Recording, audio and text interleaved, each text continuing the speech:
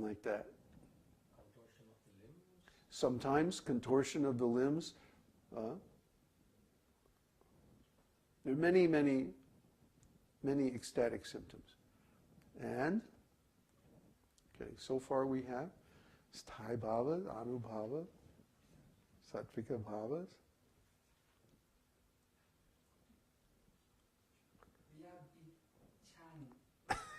Vyabhicari-bhavas. That's what we've been going over for the last 4 weeks. Vyabhicari-bhavas. See, I beat them every day. I beat them until they learn this stuff. Send help, send help.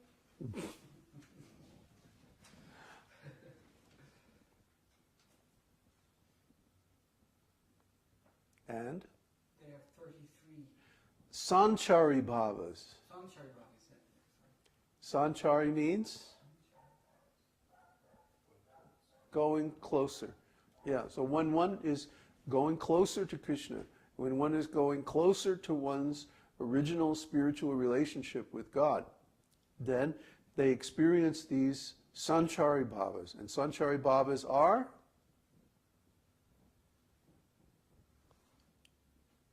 These things like fear and feeling. There are 7 Sanchari-bhavas. They are the secondary rasas. The secondary rasas are like laughter, fear, chivalry, what's that? Ghastliness. Yeah, there's 7 of them. So the 5 primary rasas are the sthāyi-bhavas. The 7 secondary bhavas are the sanchari-bhavas.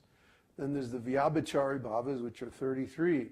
And we've been going over the vyabhicari-bhavas because everyone feels these emotions when they are doing their devotional service.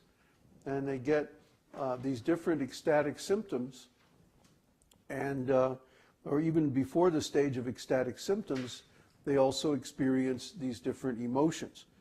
And so last time we wound up with vitarka. Remember what vitarka is? Finger movement, thinking, frowning. Thinking, right. Reasoning, actually. Reasoning. And you've heard plenty of vitarka if you've been following the Sunday satsangs, because that's what we do. We take each one of these spiritual topics and then we think about it. Oh, what a novel concept. Thinking about spiritual life. In other words, our process is not faith-based. We need a little bit of faith, enough to try the process. Because if you try the process, you'll experience the results. And once you experience that, then you have knowledge. Not knowledge in the sense of theoretical or book knowledge, but actual knowledge, experiential knowledge, direct knowledge of consciousness in touch with God. That's what we mean when we say knowledge, and you get knowledge. So our process is knowledge-based, but not jnana, not jnana. Jnana means theoretical knowledge, but vijnana. Vijnana means experienced knowledge. So when we talk about these things, it's because we experience them. We experience them all the time. Actually, everyone is having a spiritual experience all the time. It's called being conscious. We're all conscious because we're spirit souls. And the principal symptom of the spirit soul is consciousness. So we're all conscious.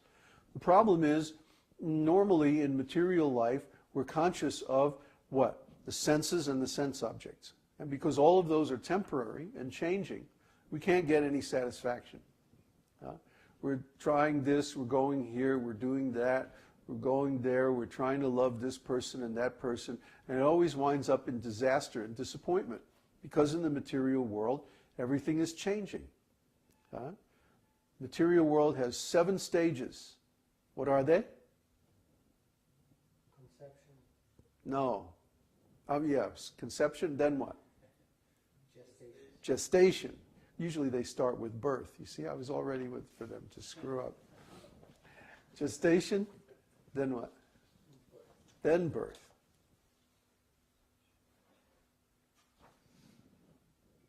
After birth, You don't, let them think for a minute. Smell the wood burning? Huh?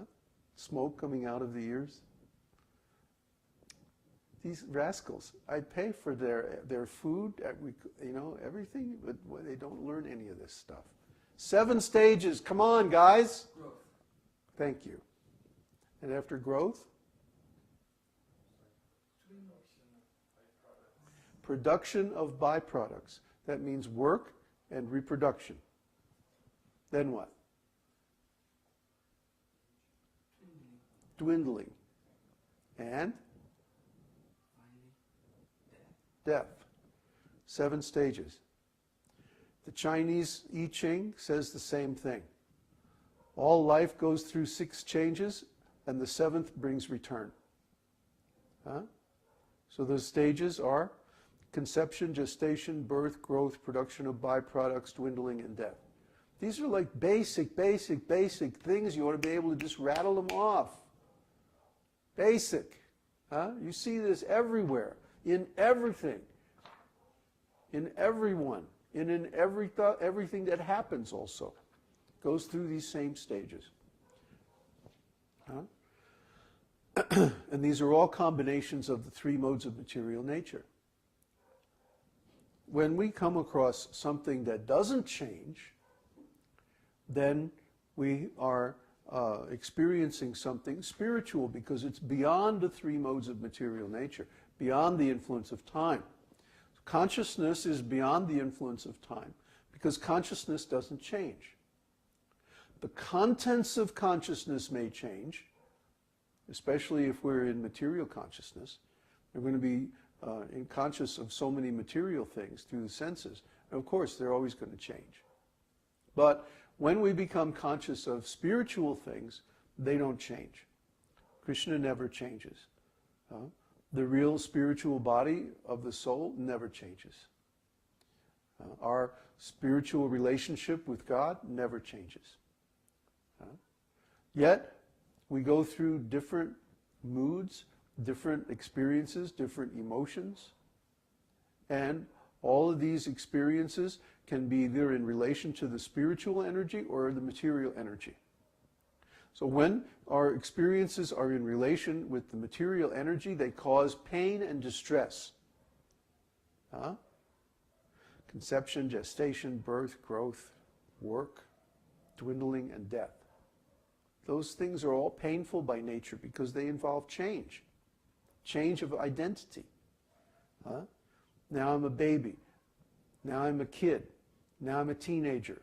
Now I'm grown up. Now I'm an old man. Now I'm dying. All those changes bring different kinds of distress along with them.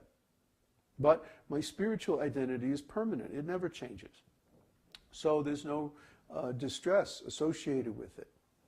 When we are aware of our spiritual identity, when our emotions are in relation to God, to Krishna, then they're sources of ecstasy. Otherwise, they're always negative. They're always material. They're conditioned. So what we're trying to do is not to stop experience, not to stop consciousness or individuality, but to link our consciousness and our individuality with God. And we do that by chanting His name. That's our process. That's why we always start with kirtan. So, okay, enough vitarka. Let's talk about the next Vyabhicari-bhava, which is cintā. Cintā means anxiety. The thinking which arises due to non-attainment of one's desired object or due to attainment of an undesired object is called cintā. Cintā, like, oh, I can't remember all those bhavas. That's cintā. When this happens, one thinks, now what will happen? What's going to happen next? Babaji's going to yell at me. That's cintā. The symptoms of cintā are breathing deeply, sighing, lowering the head, writing on the ground, change of color, sleeplessness, lamentation, inflammation, weakness, tears, and meekness. Like, uh-oh, I couldn't remember the stuff he wanted. Now I'm in trouble. See, this is all cintā, anxiety. And Bhakti Rasamrita Sindhu, which is the source of all of this understanding of spiritual emotions. Nectar of Devotion, it's called in English. All these emotions are described in detail. Plus there's many, many examples drawn from the scriptures. So we won't get into that today because there are too many, and we're trying to finish up. The next one is mati. Mati means resolve or understanding. Mati.